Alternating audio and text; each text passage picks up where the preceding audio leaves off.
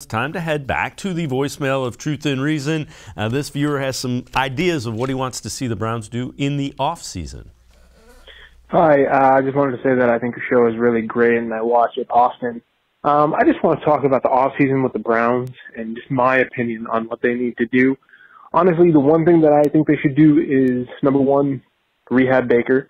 I think the fact that he was hurt this entire year was a reason why he had such poor productivity and he still took us to 9-7. You can compare it to last year.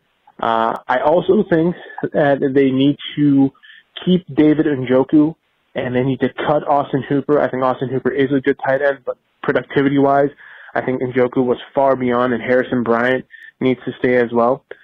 And another big thing is two other things, actually.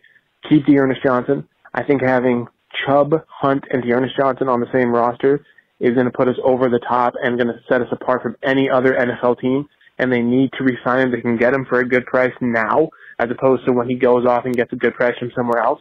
And then also, at the same time, the defense is good, but we need to do something about our wide receivers. We need to keep Jarvis Landry because he's the leader on that team, and I think that that is actually something that we need to do. And I think that we are a Super Bowl contending team. I think they need to rehab Baker, and I don't care about the height issue.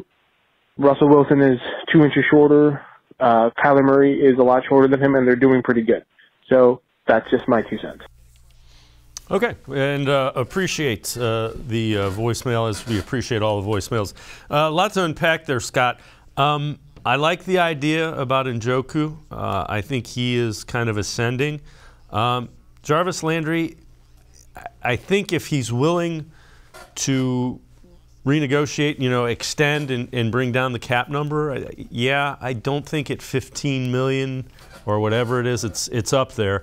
I'm not sure that that's a wise way to spend that money. Yeah, I think that's an interesting topic, Dave, because I'm with you. That's a lot of money. It's a lot of cap space to use on, an aging receiver who's coming off a year that he was injured for the first time.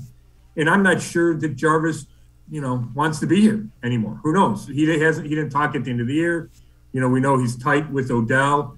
On the other side is, if you're going to redo your receiving core, which you need to, you're going to have a veteran, and you're going to have a veteran who can lead. And I do think Jarvis is that guy.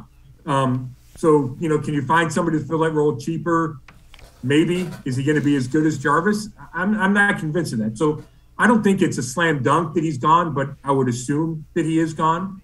But yeah, it's a tough spot because then you're going to have to add conceivably a 1 and a 2 and maybe a 4 or 5, right? You'd probably need to add 3 receivers to Peoples-Jones and Anthony Schwartz. And that's a lot to ask. Not that you can't remake that position, but when you're also trying to rehab or fix or add a new quarterback, that's a lot of change in your passing game. So I don't know if I'd be super quick to get rid of Jarvis, even though financially it's probably the move. Yeah, very, very fair points.